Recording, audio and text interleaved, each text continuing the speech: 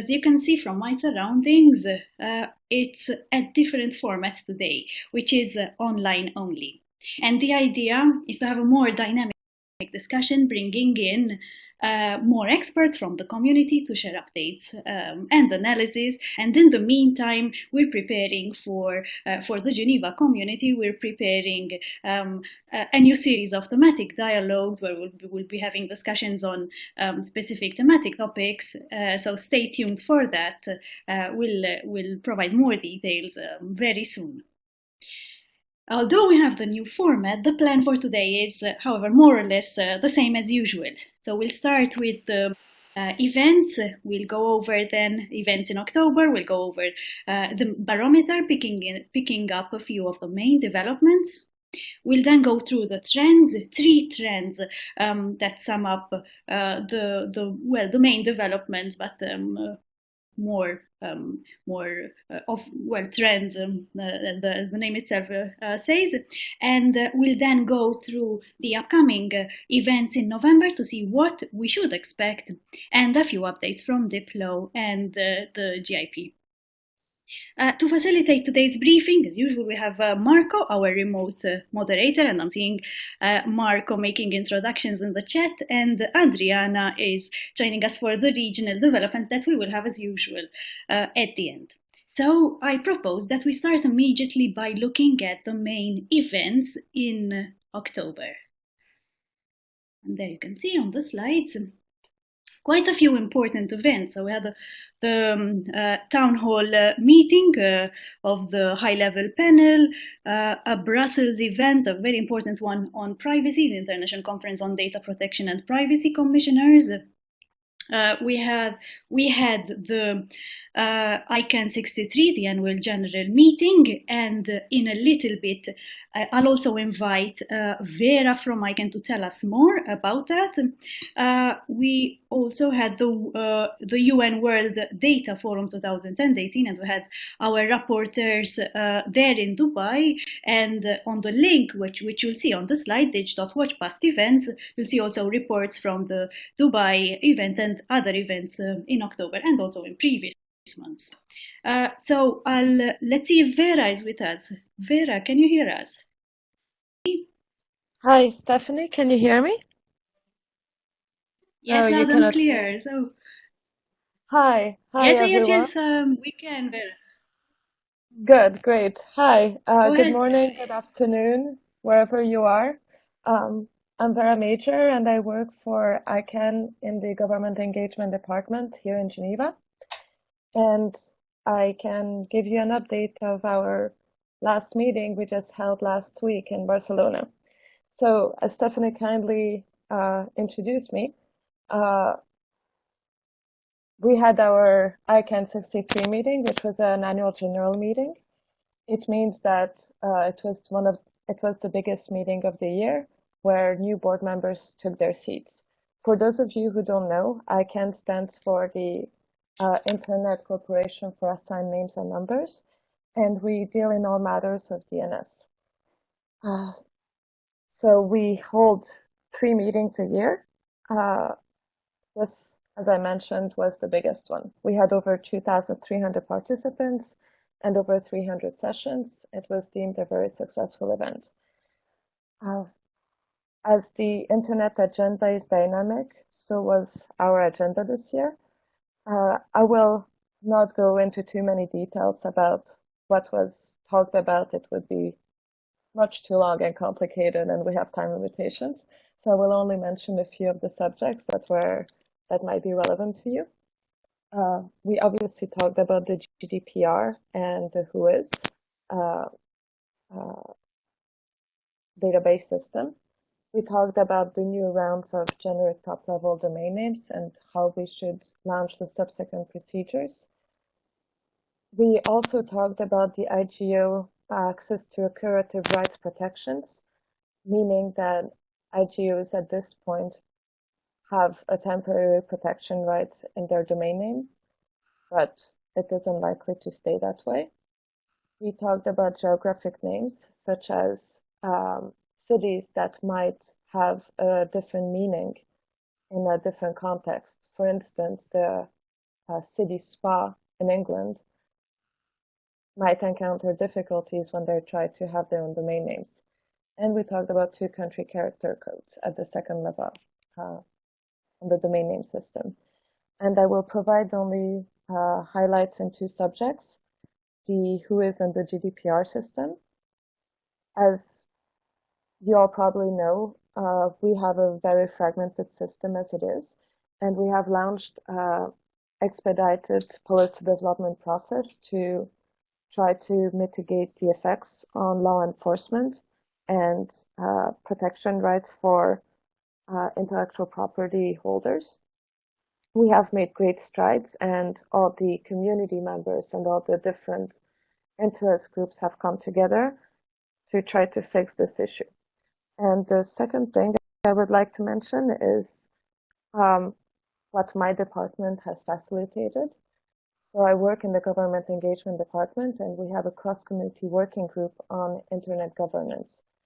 It deals with external issues, and we held a public forum where we discussed several subjects and topics that Diplo has been well aware of, such as the upcoming IGF, the UN panel on digital cooperation, the ITU plenipotentiary, and trade agreements in the WTO. And you can all visit this public forum. It is on the ICANN Barcelona schedule, and you can watch the video or read the transcript. And I would like to end by mentioning that this was our, we also held a high-level governmental meeting where 120 delegations attended, which was also very successful. We do that every 2 years. And this year, several ministers came and discussed internet-related issues. And it was also the 20th anniversary of ICANN. So we had celebrations. And excellent. If you would like more information, I remain available. Thank you. Thank you, Vera. Thank you for the update from Barcelona last week. You mentioned GDPR and the WHOIS. We're following that also, and later on during the briefing, we'll mention a few other updates related to GDPR, not necessarily the WHOIS, but GDPR in general. Stick around, Vera, because there might be questions. If that's okay, we'll take the questions after we go through the trends. So we group them all together, and then we answer them one by one. And that wraps up, I think, the events that we had in October. Regarding the Plenipot, we'll talk about that when we look at the events in November, although the Plenipot started this week, in fact. So, developments. Now is the time to take a look at the barometer to see what were the main developments in October. And as usual, the barometer looks at the prominence of issues this month in comparison to the previous month. So I'll just pick a few developments from each slide. On security, I hope you can read the text. On security, we see that the Facebook hack affected 30 million users, but we'll talk about that when we go through the trends. If we look at the economic updates, we see that the WEF's Global Competitiveness Report has issued a warning, which reminds us a little bit of the World Bank's Global Dividends Report. There are, on this same slide, debates on digital tax for internet companies. They have picked up in Europe, and we'll also go into detail about that. On content regulation, the tech companies have presented roadmaps to the EU on how they will tackle fake news. Again, going back to Facebook and the other tech companies will be mentioning them a lot this month.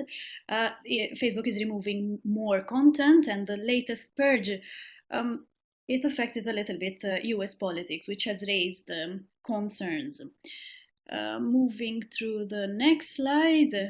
By the way, these are all headings that you see on the slides. If you go on the observatory on dig.watch, you'll see all the updates in more detail.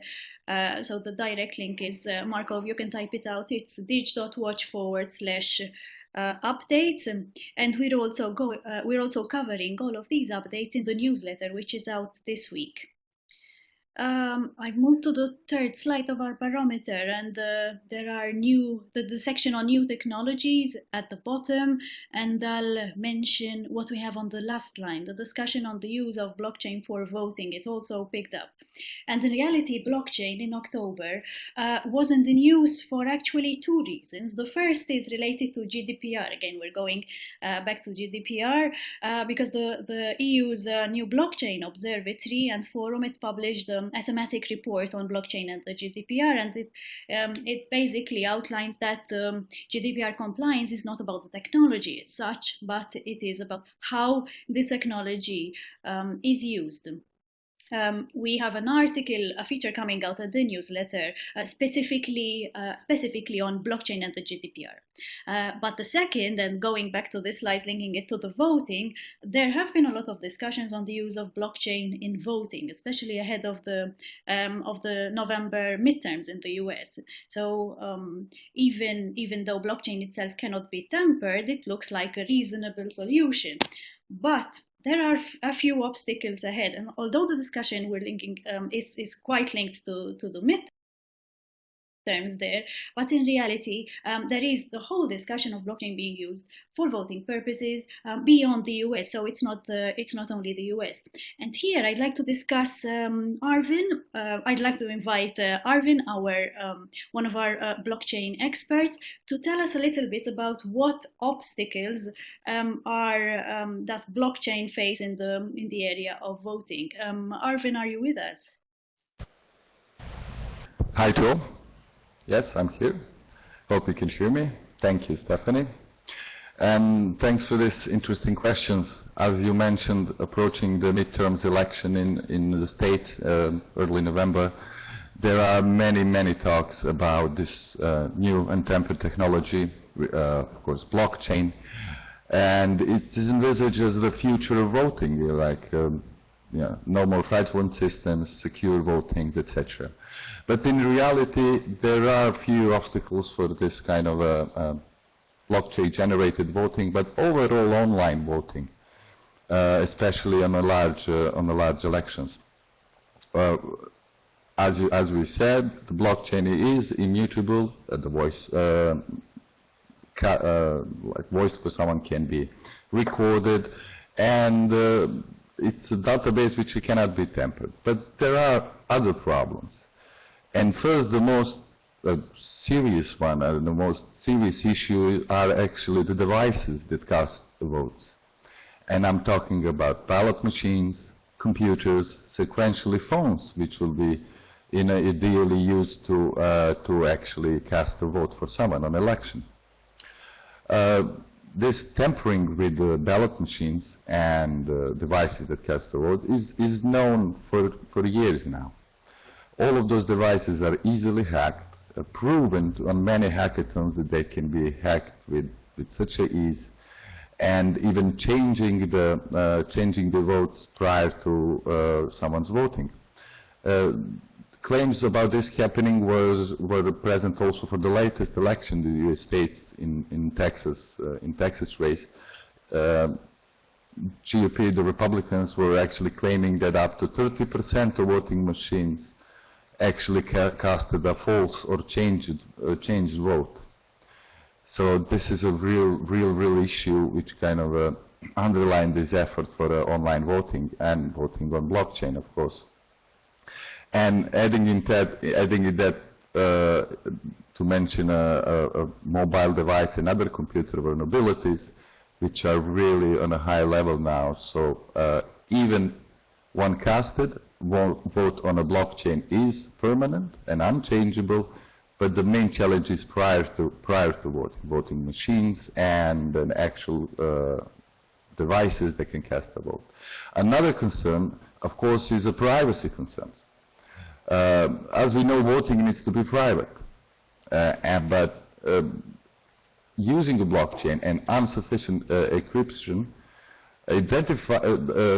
someone can identify people with the votes, can actually, this can lead to serious bribery attempts, vote buying, and other influences. Even if it looks that the voice casted via your device is private and anonymous, software can prove mathematically to a vote buyer that the voter's device encrypted the name of a particular candidate, meaning that one can actually know for certain who is voting for whom. If he knows which device it is, he can just relay that to the voter. So that brings us, of course,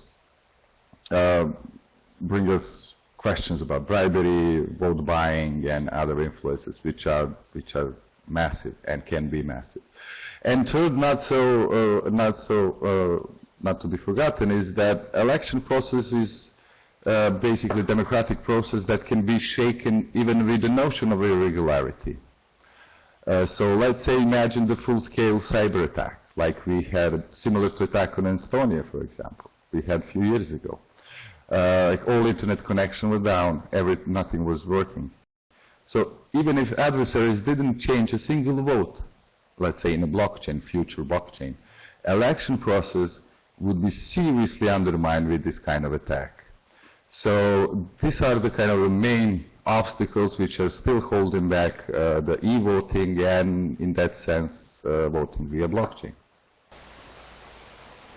Thank you, Arvin. Obviously, the security concerns are major, but it's interesting that they are related more to the device than to the system itself.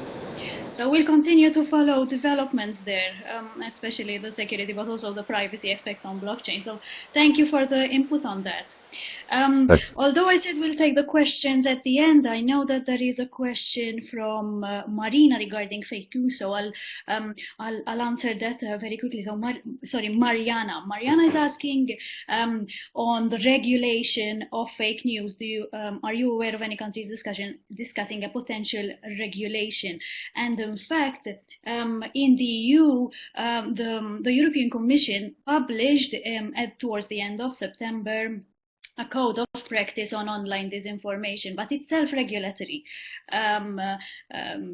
So the roadmaps that are being presented at the moment by social networks like Facebook, Google, Twitter, Mozilla, I believe, they're all within this framework of self-regulations. And if I'm not mistaken, and the page on the web page of the European Commission has a list of all these roadmaps being presented there. So they're presenting the concrete actions and to tackle disinformation. And I thank you, it's Marco. So Manuel has shared an interview on The Guardian. So thank you for sharing that resource also. And with the update on blockchain, that brings us to the next part of the briefing, which is the trends. So now, based on the development that we have seen in October via our barometer, we summarize the policy trends that we have seen in October, and the policy trends are three. So the first one, just move the slides. And I mentioned this already, is related to the tech backlash. So we're seeing not today, not this month, but we have been seeing the increasing power of the tech giants. And there is, parallel with this, there is the increasing focus on how and why the tech giants have been allowed to grow so much uncontrollably, I would say. Now, the antitrust and the anti-monopoly rules, they are meant to tackle these situations, but unfortunately they are not helping, because there is no monetary loss as such for the consumers, and this is how the rules have normally been triggered in recent years. So we are seeing an increased, more intense discussion on the antitrust and anti-monopoly rules being perhaps triggered for regulating the tech giants. Now, some potential solutions on how to address the current issues regarding this dominant market power are outlined in a new book by Professor Tim Wu. He's a professor at Columbia Law School, and the book has been reviewed by Richard Hill. I'm not sure if we have Richard here with us, but anyway, Richard in a book review, he summarized the potential solutions. If I'm not mistaken, this is in chapter 6 of Professor Wu's book. So the solutions include reviewing the practice of renewing the practice of reviewing the mergers when there are takeovers or when the companies get together. Breaking up the biggest monopolies and renewing the practice of bringing major antitrust actions against the biggest company. And in fact, in my opinion, the most important solutions is recognizing, and in fact this was highlighted by Wu himself, recognizing that the goal of antitrust is not just to protect the consumers against high prices. In fact, there are no high prices as such from the tech companies, but also to protect the competition per se, to protect the competitors, supplies, and, well, democracy itself. So, as I have just mentioned, there is in fact a momentum building up, especially in the US, and the campaigners there are making a strong case that the companies are distorting the market and driving competition away. This new push is arguing, so we'll see how let's say powerful this new push is. It is arguing that the focus on the antitrust rules should be less on consumer harm and more on more on the centralization of private power. And if I had to quote the professor who, via the centralization of private power, there is the renewed concentration of wealth and the wider gap between the rich and the poor. So again, a very focused discussion, especially in the US, on tackling this dominance of the tech sector via the antitrust and the anti-monopoly rules. It's a very interesting discussion, so we'll see where that goes. Moving on to the second trend, as I mentioned in the barometer, the data breaches have continued, and in the barometer we mentioned 2, I think. So I'll go over them again. The software glitch on the Google Plus platform allowed outside developers to potentially gain access to the private data of over 500 users. Now, we know that the Google Plus is shutting down, but that's besides the point. The breach did happen. Now, this is reminiscent of the Cambridge Analytica scandal earlier this year. And in fact, opening a bracket here, Facebook has been fined over 500,000 euros in the UK on this. But that's not the only breach. There was the second breach, which I mentioned, is the Facebook hack, which affected 30 million user accounts, and hackers stole access tokens, if I'm not mistaken. So there's a lot of dominance by the tech industry, access to private data, a lot of breaches. One would expect the companies to tighten up their protocol. So again, linking this to the dominance. All of this raises the questions of security, of accountability, consumer protection, and the weaponization of data. And incidentally, this was a term that Tim Cook, Apple CEO, used in Brussels last week. And he, in fact, called for tougher rules in the US, similar to the EU's GDPR, which was quite surprising for Apple to say, look, you have tough privacy rules, they should be emulated in the US. He spoke specifically about Google's targeting system and Facebook's user profile building algorithms, which threaten both privacy and democracy. So this means that the whole discussion on tech backlash is now coming together from different angles. We'll move to the third trend, and I mentioned this also in the barometer, which is taxation, the digital tax on the tech companies. And there's a new push in the EU. So Moscovici, who's the EU's Economic and Financial Affairs Commissioner, a few days ago said that the new EU-wide digital tax will be rolled out in time for Christmas. We'll have to do this within 60 days. Why 60 days or why so quickly? It's probably because of Brexit and European elections, etc., etc.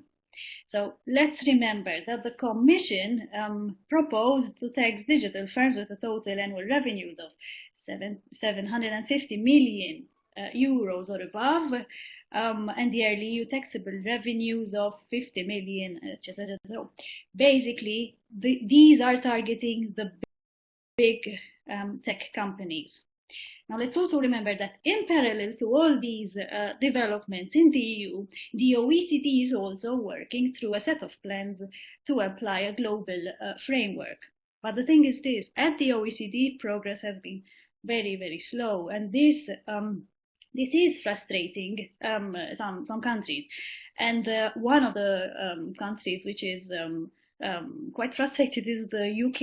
And in fact, the Chancellor, Philip Hammond, also said in this month that the UK would go at it alone and establish the digital services tax unless there is sufficient progress at international level.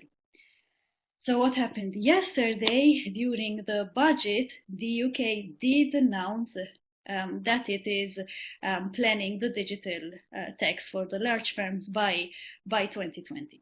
So we have different developments here. We have the EU pushing ahead, with the exception of some countries, OECD working in the meantime, but progress is slow, and EU member states, some of them just going ahead with their own taxes just because progress is slow. And by the way, the opposing countries are Ireland, Czech Republic, Finland, Sweden, Germany, probably some other countries also. And Germany is interesting because at one point it was supporting the original push that France, Italy, and Spain were making for the digital, for the tax. What also happened is that the US is also, well, not surprisingly, it is opposing the move from the EU. Now it says, it has said, and it's a letter signed by a Republican and the Democratic counterpart, that the EU's proposal is discriminatory. Obviously, the US is pushing for the developments at the OECD. So I have quite interesting developments this month, and since there was the announcement that the new tax should in the EU should go forward within the next 60 days, we can expect a lot of developments coming out very, very quickly between now.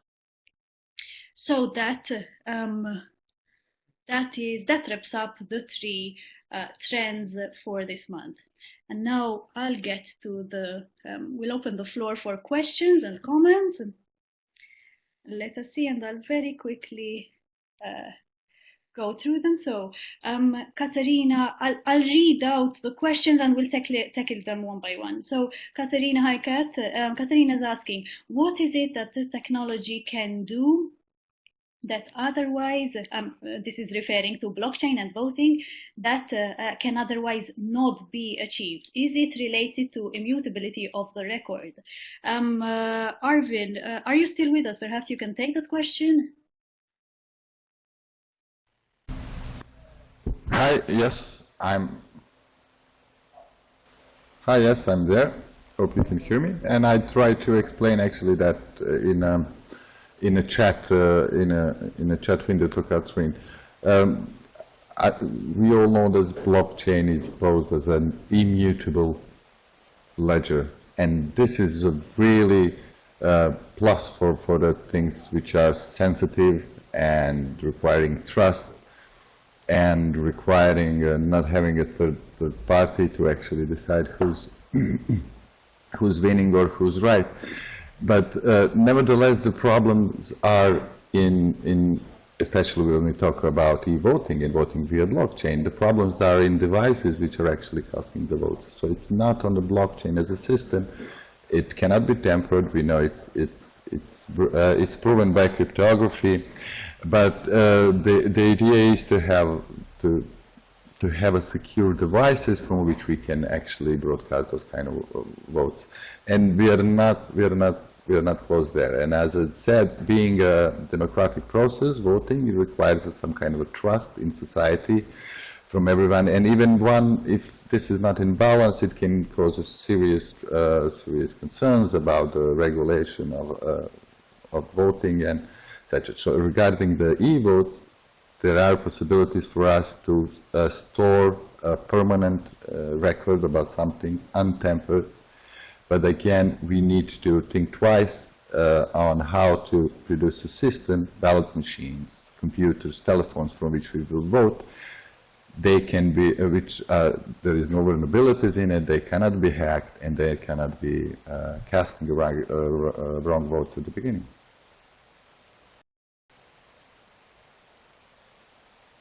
Thank you, Arvin. Arvin, please stay on because we do have another question related to blockchain and the privacy. Blockchain is getting a lot of attention. And Fawad is asking, I want to know about mobility as a service and blockchain related issues. After the GDPR, how do you see it from a privacy and security perspective? Security, I think Arvin did talk about maybe privacy and GDPR, Arvin? Thanks, Stephanie. But regarding the privacy in GDPR, of course, we have those basic issues, which are who are the data controllers. And I'm not sure that as many of you know, but the GDPR is General Data Protection Regulations imposed by the European Union on protection of data from the European citizens on the internet. And regarding that, of course, blockchain being decentralized, meaning being dispersed all over the world, kind of clash with a few of requirements for compliance for the GDPR. Of course, most prominent is about who is a processor of data, who's collecting this data when it's in blockchain, and the second one is the transport of data outside of the European Union, transport of private data of European citizens to the third countries. And this can be a problem, but I see in the audience here Jorn. Jorn is our friend from Geneva University, and Jorn Orberg is also expert in GDPR and blockchain compliance, and one of the people who actually worked in complying this European Union Observatory on blockchain report regarding the GDPR and in blockchain interaction. So Jorn, if you want to jump in or have some comments in the chat, please go ahead. Apart from that, those are the main questions. Who is controlling the data when it's put in the blockchain? Who is in a legal terms of GDPR? Who is a data controller? And the second one is anonymity of data via GDPR that can maybe be achieved via additional level of encryption. But the third also major problem is the transport of data outside of the European countries, which in this kind of systems, open blockchains, it can be really hard because the nodes are all over the world and it's really no certainty who is seeing this copy of data. So, Jorn, if you want to add something, please do. But regarding that, that's it. Thanks for that and for summarizing the main privacy-related issues for blockchain. I think we do have more questions related to the blockchain, but Arvin, stay with us. But I'll take a different question about a different topic, and then we'll come back to this. So let's see. There was a question from a participant who is watching us on our YouTube feed, because by the way, this is being broadcast on YouTube also. So it's Muleza, hope I'm pronouncing the name correctly. Muleza is asking, how can we enhance internet governance effectively when it is faced with multiple challenges, hackers, poor or low-grade servers, network connectivity issues, etc. It's a good question, and I would say that the IGF remains an important avenue for discussion. let me go back a little bit. I think we are realizing that something is broken, I would say. So we're far from the if it ain't broken, don't fix it approach. I don't think we can say that anymore. So again, the IGF is an important avenue for discussion taking place next month. We'll mention that very soon. But also the new high-level panel on digital cooperation is also very promising because it is looking at existing mechanisms, and it will suggest, it will not suggest new initiatives, but it will suggest how the existing mechanisms can converge, can cooperate more closely. So that is a timely event. The high-level panel was launched in July this year, and the report will be very interesting. The report and the recommendations made by the panel are, I would say, it's a hopeful development. The report will be out April or May of next year, but the process is open. So again, as with the IGF, I think an important aspect will be us contributing to the process, us giving our feedbacks, and even for the high level panel, the process is quite open. There's an open call, if I'm not mistaken. It's still open for feedback from the wider community. We'll take a couple of questions again from blockchain. Let me see, related to blockchain. Sorry, Fonchem. So Arvin, the next two questions are directed to you. Fonchem asks, what do you think about using e-voting together with manual voting and then comparing the results at the end to eliminate election fraud? It's a very good question, actually. Given that security and the fraud related to the voting is one of the issues surrounding blockchain. And the other question, again, on the subject comes from Ying Chu Chen. We should think about what is our purpose to use blockchain technology with voting. Does blockchain solve all of the problems? It's a very interesting question also, because let's say for blockchain, it is not a given that blockchain is the silver bullet that will solve a lot of the problems. So what Ying, I think, is asking is whether we need blockchain to solve or to facilitate the voting process. Arvin, would you like to reply to that? Thanks, Stephanie. Yes, this idea proposed by Fonchem Dennis is actually what's the best what we can do now, right now. It's in a blend or combination of paper ballots and storing those votes on a blockchain.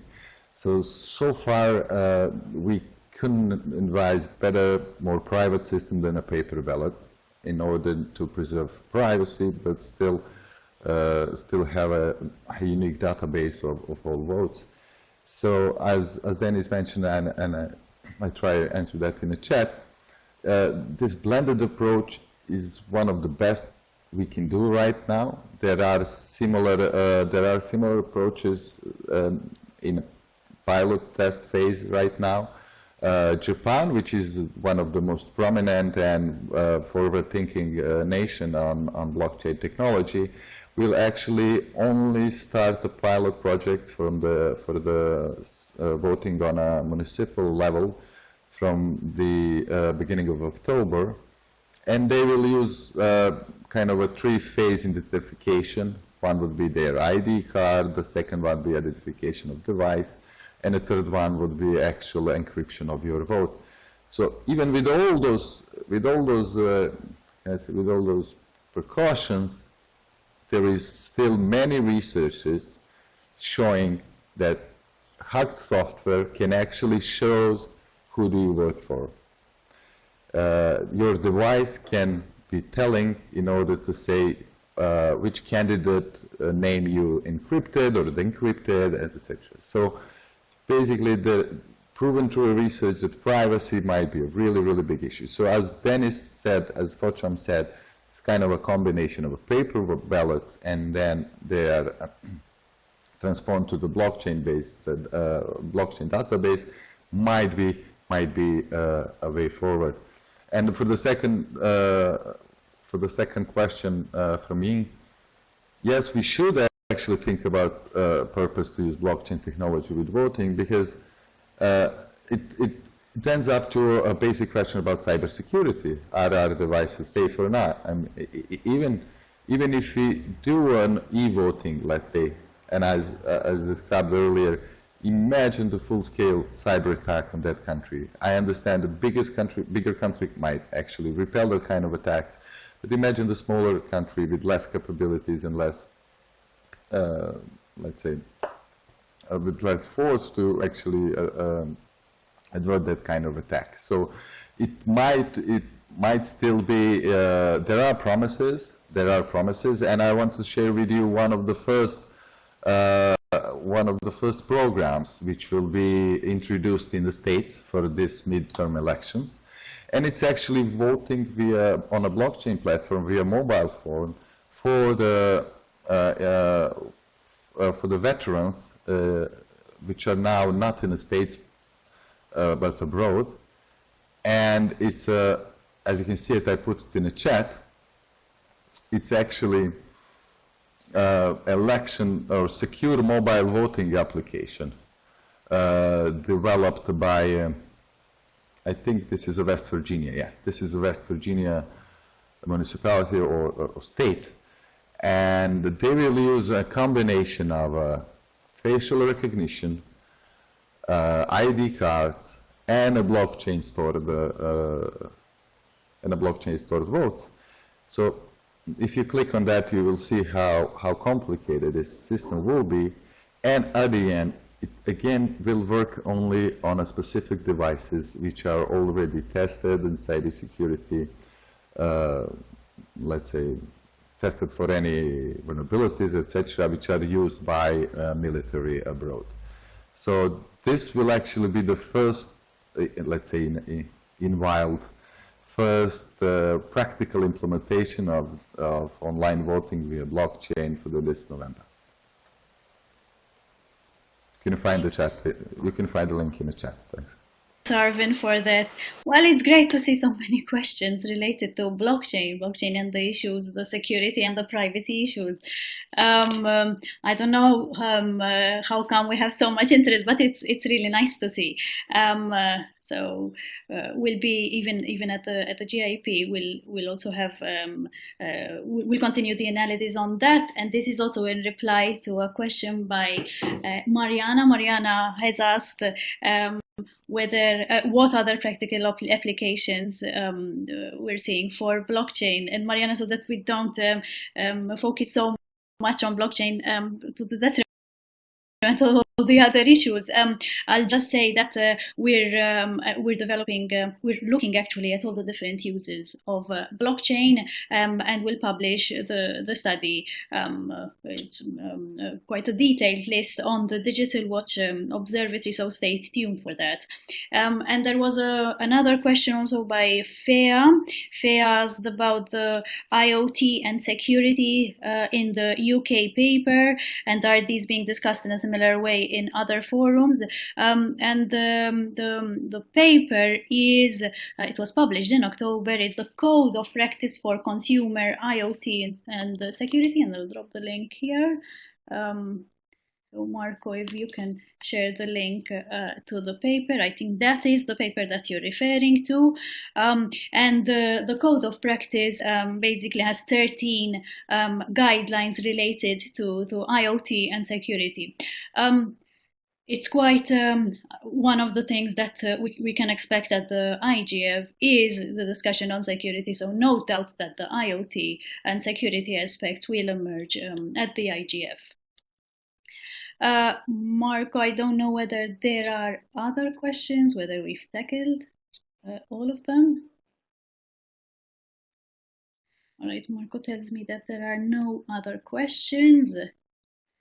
Okay, which means we can move forward to November. So we can take a look at what to expect in November. And as I mentioned at the beginning, there's the Plenipot, the Plenipot conference of the ITU takes place every 4 years, and this sets the organization's strategic direction. It's quite a lengthy conference, but we'll have more updates from that next month. And of course, the IGF. I've been mentioning the IGF throughout the briefing.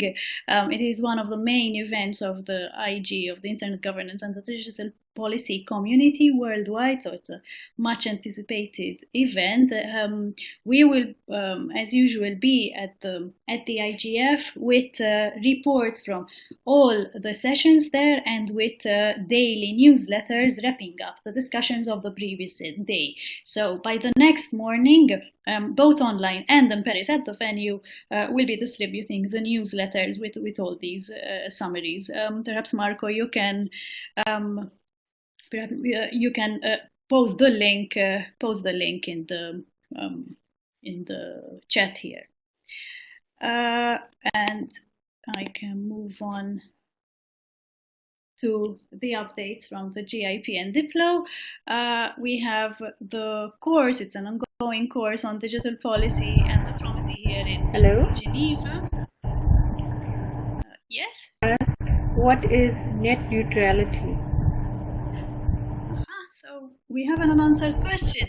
All right, on net neutrality, it's of course, I wouldn't be making justice to the topic if I had to explain what net neutrality is. So the best way is, Marco, if you can drop the link to our resource page on net neutrality, which contains all the explanation. Net neutrality, and I would say 0 rating. So the two questions, the two topics go together. There's a very basic introduction of what the topic is, but you can go even more in detail there. And back to the plans from the GIP and Diplo for the upcoming plans. Newsletter, I mentioned it, it's coming out this week. We have a panel on cyber mediation and the impact of digital technology in the prevention and resolution of violent conflict. So this is, it's being organized during the Geneva Peace Week, and it's at the Paix. Reporting from the 13th IGF, I mentioned that. We have a very interesting discussion on the 27th of November, also in Geneva, on international law, digital transformation, and cybersecurity. And for those of you who are familiar with Dr. Jovan Kurbalia's IG book, An Introduction to Internet Governance, the latest editions are have been translated into Chinese and Russian. They'll be available for download even on our website. So in the next few weeks, there will be the launch of these 2 new versions. And I think that brings me to the end of our presentation here, of our summary of the main digital developments in October, the global developments. And it is here that I pass the floor to Andriana for the regional developments. So Andriana, over to you to tell us what and to introduce our colleagues from the other regions, who will tell us what the main updates from these regions are. Thank you for the floor, Stephanie, and I'd like to thank you for the roundup of the developments in the last month. Also, thank you to the audience for many questions. This was very dynamic. Thank you to Arvin for answering many questions on blockchain. And now we are continuing to the local hubs and regional perspectives.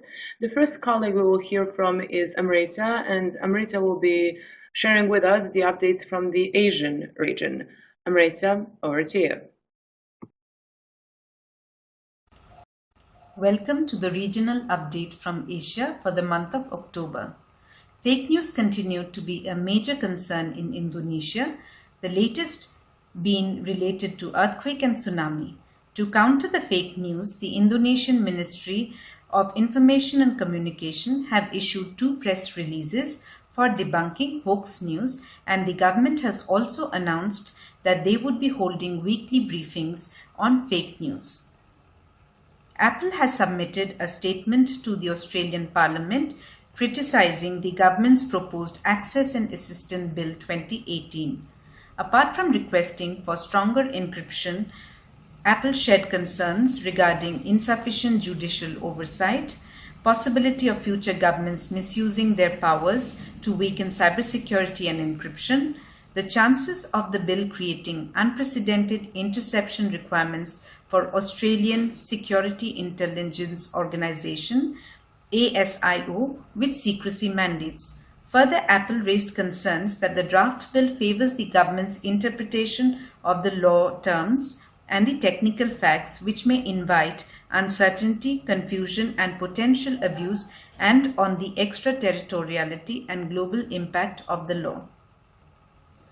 A new study, the Cisco 2018 Asia-Pacific Security Capabilities Benchmark, that analyzed the cybersecurity capability of 11 countries, revealed that each minute around 6 threats are received by companies in the APAC region, of which only 50% of them are investigated.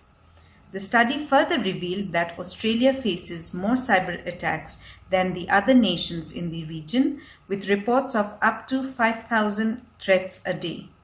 The study also highlighted that 51% of the cyber attacks in Southeast Asia resulted in a loss of more than $1 million USD.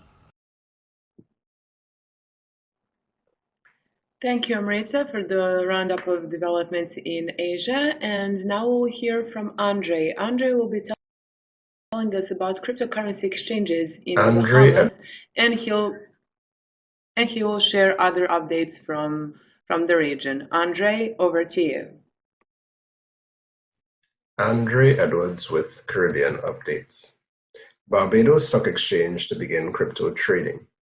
The Barbados Stock Exchange is to join the blockchain revolution by soon opening up a market for crypto assets, Barbados Stock Exchange Managing Director Marlon Yard has revealed. The stock exchange is anticipating regulatory approval for the trade in securitized digital tokens while proceeding on a three-pronged plan to boost the exchange global profile, he said. Crypto asset is the umbrella term for a digital asset or token which uses cryptography, peer-to-peer networking, and a public ledger to regulate the creation of new units, verify transactions, and secure the transactions without a middleman's intervention. With the onset of the tokenization revolution, the Barbados Stock Exchange is focused on facilitating and trading of those securitized tokens. 3 Caribbean candidates, Peter Harrison, Alicia Trotman, and Kerry-Ann Richards, have been elected to leadership roles at the American Registry of Internet Numbers. ARIN is one of the 5 Internet registries worldwide that coordinate the distribution and administration of number resources. The registry serves the United States, Canada, and several territories in the Caribbean. Bevel Wooding, Caribbean Outreach Liaison at ARIN, said, "The Caribbean should be very proud of the achievement of Peter, Alicia, and Kerry-Ann in the ARIN elections. They are highly qualified to serve, each possessing both the technical knowledge and firm grasp of the unique dynamics of the ARIN community in the Caribbean. I expect they will make a positive impact on ARIN, its diverse community, and more broadly on development of the Internet in the region." During Internet Week Trinidad and Tobago, held by the Caribbean Network Operators Group, CARIBNOG, Google, the Internet Society, the Latin America and Caribbean Internet Registry, LACNIC, and the Ministry of Public Administration of Trinidad and Tobago, parallel capacity building sessions were held. CARIBNOG hosted its 16th regional meeting, focused mainly on cybersecurity. Joint workshops were held by LACNIC and Google, aimed to enhance local connectivity and strengthen the ecosystem for entrepreneurs. A LACNIC-Google two-day workshop covered the nuts and bolts of internet connectivity and traffic optimization. The Internet Society highlighted the organization's ongoing global work in establishing community networks and strengthening the resiliency of telecommunications and computer networks. LACNIC also held a closed-door cybersecurity workshop with the support of the Office of the Attorney General and Ministry of Legal Affairs, Trinidad and Tobago, seeking to address emerging cybersecurity issues across the region and to establish computer security incident response teams. Thank you, Andre, for those updates. And now we will hear from Noha Fatih. Noha has updates from the Middle East and North Africa, from Syria and Iran. Go ahead, Noha. Hello, this is Noha Fathi. I cover internet governance developments in the Middle East and North Africa region. The first update in October is from Syria. The Syrian government announced that it's considering censoring VoIP over IP services. And the General Director of the Telecommunication Regulatory Authority explained that these services affect the revenue of the telecommunications companies licensed to offer the service, and hence adversely impact the return on investment and reduces their incentives to make new investment to improve the network and offer the services for a lower price. Social Media Exchange argues that such a policy violates the right to privacy and promotes self-censorship, since licensed telecommunication companies do not offer the end-to-end encryption supported by the VoIP services. The second update is regarding tightening the internet in the time of currency crisis. This is the title of Article 19's research, which reports on recent internet policy developments in Iran and sheds light on major political and economic events that influenced policy decisions vis-à-vis internet freedoms and internet access. While the government is promoting cryptocurrencies and transparency initiatives to countervail the crumbling economy, it is actually also advocating local messenger applications and blocking crypto exchanges. The report further provides an assessment of the leading messaging platforms in Iran based on the numbers of users, affiliations, and the implications for internet freedom. It also analyzes the legal laws on censorship, data, and privacy that were introduced in 2017 and 2018. Thank you. Thank you, Noha. And now we're moving to Africa with Foncham Dennis, who will be telling us about infrastructure updates in the region. Foncham, go ahead. This is Foncham Dennis giving you internet governance updates for the month of October. I start in Uganda, where Facebook signs an agreement with Airtel Uganda and Bandwidth and Cloud Services Group, a connectivity provider, for the installation of 800 kilometers of optical fiber in Uganda. It should be noted that in August this year, Facebook threatened suspending infrastructure investment in this country due to social media tax imposed by government. This agreement, initiated by Mr. Kojo Bwaki, Facebook Africa Public Policy Manager, was signed in the presence of representatives of the government and the chief executive officers of Airtel and the Bandwidth and Cloud Services Group. This project will provide internet access to rural communities and backhaul connectivity to 3 million citizens with the potentials of connecting neighboring countries. And finally, in Nigeria, the Internet Exchange Point of Nigeria hits 10,000% growth in internet traffic in 5 years. Mr. Mohammed Runman, the Chief Executive Officer of the Internet Exchange Point of Nigeria, stated in Lagos that measurements of traffic between 2013 and 2018 indicated a growth in internet traffic of 10,000% at the Internet Exchange Point of Nigeria. Connection of content providers like Facebook, Akamai, China Telecoms, and Angola Cable contributed to the growth in internet traffic. Internet operations are simplified and traffic is localized. 40% of internet traffic in Nigeria is local due to the Internet Exchange Point, causing improvement in internet speed and a reduction in access cost. Thank you very much.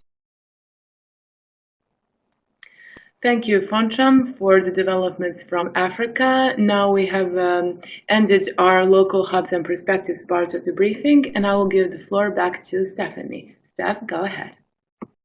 Thank you, Adriana, and thank you also to our curators for sharing with us the regional development. There was one question that went unanswered, and this was from Christian, so I'll answer that, and we'll wrap up today's briefing. So the question related to the event on the 1st and 2nd of November related to the Geneva dialogue. It is by invitation only, Christian, but the webinars and the lead up and the follow up to the event are open, and there will also be reports and summaries of all the webinars and of the conference itself that is taking place in Warsaw in this week on the 1st and on the 2nd of November. So I hope that replies to the question.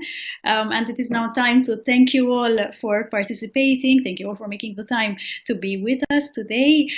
We hope to see many of you in Paris for the IGF. A reminder once again, download the newsletter. It will be available this week, and follow all the reports from the IGF, from the sessions, and the summaries and the daily newsletters the following morning during each of the IGF days. So thank you for joining us, and see you again next month. Bye.